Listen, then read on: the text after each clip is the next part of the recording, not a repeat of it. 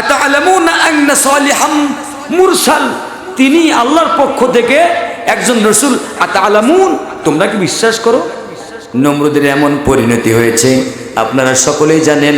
আল্লাহ রাব্বুল আলামিন লাঞ্ছনার সাথে তাদেরকে দুনিয়ার থেকে বিদায় করে দিয়েছেন, যেরকম ঠিক কিনা? ঠিক। প্রিয় বন্ধুরা আমার, শুধু তাই নয়, আল্লাহ পাকের একজন পয়গম্বর হযরত সালেহ আলাইহিস সালাম, যার কথা কোরআনুল কারীমের মধ্যে আল্লাহ পাক বলেছেন, হযরত সালেহ আলাইহিস সালাম তেমন করেই এইভাবে করে দাওয়াতি কাজ শুরু করে দিয়েছেন। যখন তিনি দাওয়াতি কাজ করলেন, হযরত সালেহ আলাইহিস সালাম তার কওমের কাছে, তার গোষ্ঠীর কাছে, লোকের কাছে তারা বলতে লাগলো, ও আমার গোষ্ঠীর লোকেরা, ও আমার কওমের লোকেরা, তোমরা কি করো না এইভাবে করে মাটির মূর্তি, কাঠের মূর্তি, পাথরের মূর্তি তোমরা এইভাবে করে তোমরা পূজা করো না, আল্লাহর শিরিক করো না, আল্লাহর সঙ্গে অংশীদার করো না। নিজের কুদরতের চেহারাটা, আল্লাহ পাকের নিজ হাতে তৈরি করা সেই কুদরতের চেহারাটা, এই চেহারাটা মাটির মূর্তি বা পাথরের মূর্তির কাছে মাথা অবনত করো না। এই মূর্তিগুলো তো তোমরাই নিজেরাই তৈরি করেছো, তার সামনে কিভাবে তোমরা মাথা অবনত করো না। আমি রিসালাত প্রাপ্ত হয়েছি, আমি নবুয়াত প্রাপ্ত হয়েছি মহান রব্বুল আলামিনের পক্ষ থেকে। আল্লাহ পাক আমার উপরে ওহী নাজিল করেছেন, জোরে করি সুবহানাল্লাহ। প্রিয় বন্ধুরা আমার, হযরত সালেহ আলাইহিস সালাম যখন এই কথা যখন তিনি বললেন, হযরত সালেহ আলাইহিস সালাম যখন তিনি এই কথা বললেন, ওই সমাজের নেতারা, ওই সমাজের লোকেরা তারা কইল কি, হায়রে সালেহ তো আমাদের সন্তান, আমাদের মাঝখান থেকে তিলে তিলে বড় হয়েছে সালেহ, আমরা কি তোমাকে চিনি না? তুমি তো অমুকের ছেলে অমুক, তুমি যে আল্লাহ পাকের পয়গম্বর হয়েছো, তাতে কি আমরা তোমাকে বিশ্বাস করব নাকি? ও সালেহ, তুমি তো পয়গম্বর হতে পারো না, কারণ এই সমাজের মধ্যে বিত্ত প্রতিপত্তিশালী হলাম আমরা, আমাদের ধন সম্পদ রয়েছে, আমাদের টাকা পয়সা রয়েছে, আমাদের অর্থ সম্পদ রয়েছে। এই যে দেখো পুরা, এই যে একটা এমন একটা মাঠ চারণ ভূমি, এই ভূমির মালিক তো আমরাই, তুমি তো নও, তুমি তো গরিব মানুষ। মুসা আলাইহিস সালাম সালেহ আলাইহিস সালামকে বলে, তুমি তো গরিব মানুষ। কি মানুষ? গরিব, ছোট লোক।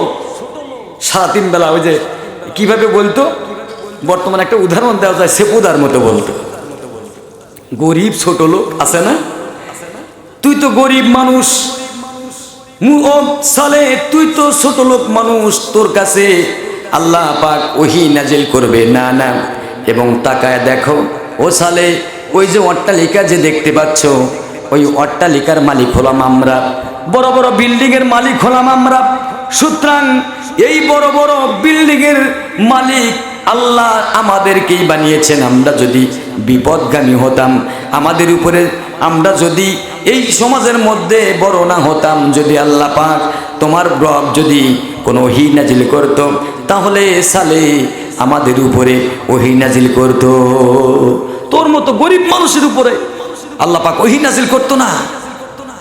আমরা বিদ্যমান থাকতে তোমার উপরে ওহী নাজিল হবে।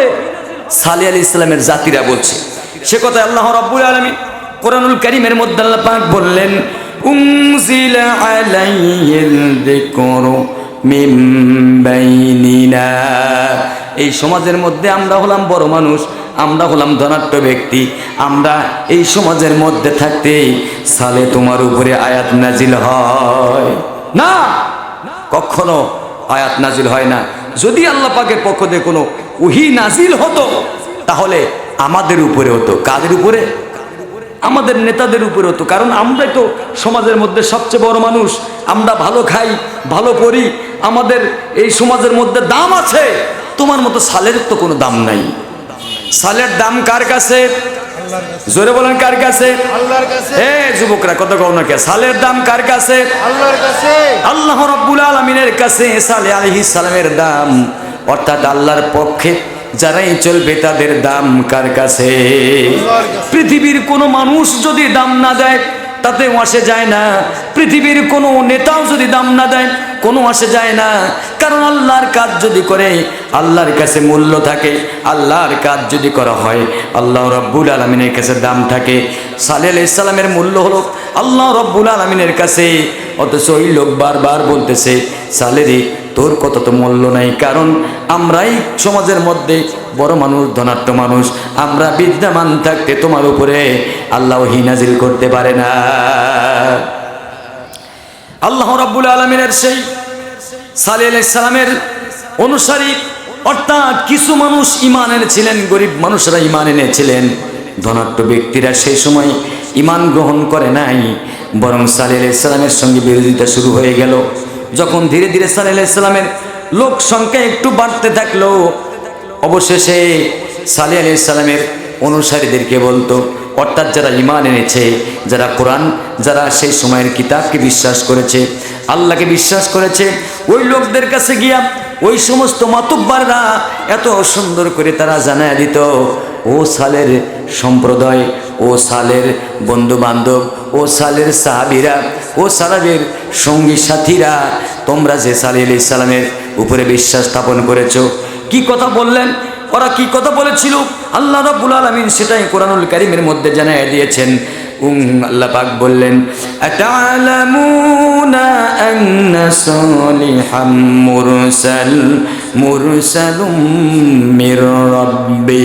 সালেহ আলাইহিস সালামের লোকদেরকে, সেই সমস্ত মানুষদেরকে বলতো, ও সালেহ সঙ্গী সাথীরা, তোমরা তোমাদের যে নেতা যে সালেহ বলছে, কি বলছে যে সত্যি কি তোমরা বিশ্বাস করো নাকি?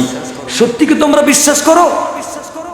হে সালেহর বন্ধুরা, নব ইমানদার, এই ইমানদাররা, তোমরা বলো তো সালেহ যা বলছে এটা কি তোমরা সত্যি বিশ্বাস করো?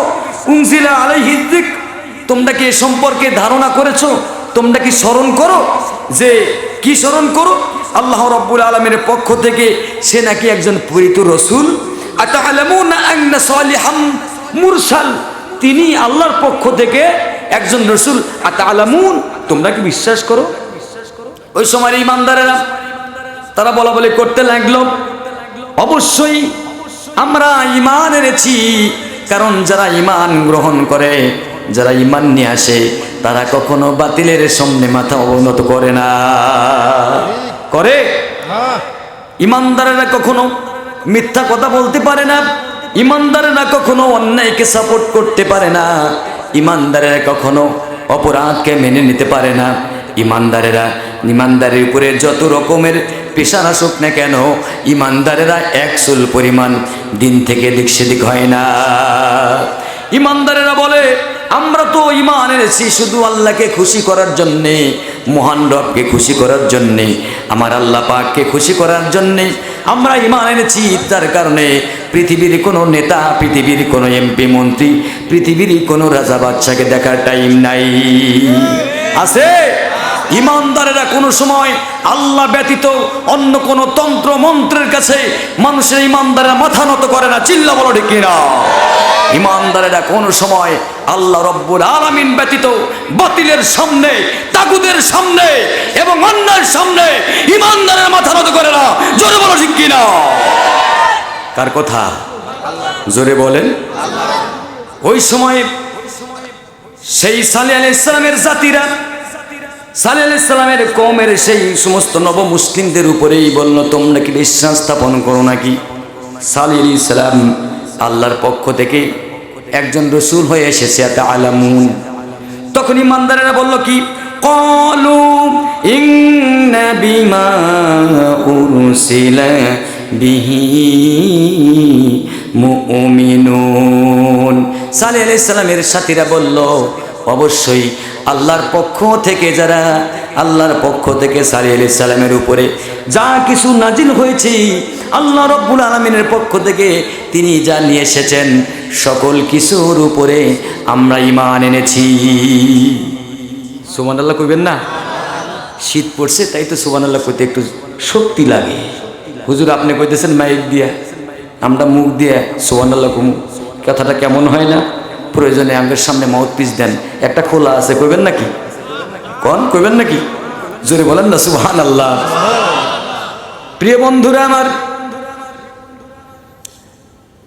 ওই সময় ইমানদারেরা বলল, অবশ্যই আল্লাহর পক্ষ থেকে সালেহ আলাইহিস সালামের উপরে যা কিছু নাজিল করা হয়েছে আমরা বিশ্বাস স্থাপন করেছি, আমরা সব কিছুই মেনে নিয়েছি, আমরা বিশ্বাস স্থাপন করেছি। নেতারা তখন বলতে লাগলো কি, হায় রে, কত তাদের উপরে জুলুম নির্যাতন করা হয়, কত কিছু করা হয়, তারপরে তাদের কাছ থেকে সাপোর্ট নেওয়ার জন্য আমরা প্রশ্ন করেছি, তারপরেও তারা বিশ্বাস স্থাপন থেকে তারা এক চুল পরিমাণে দিক সেদিক হয় না।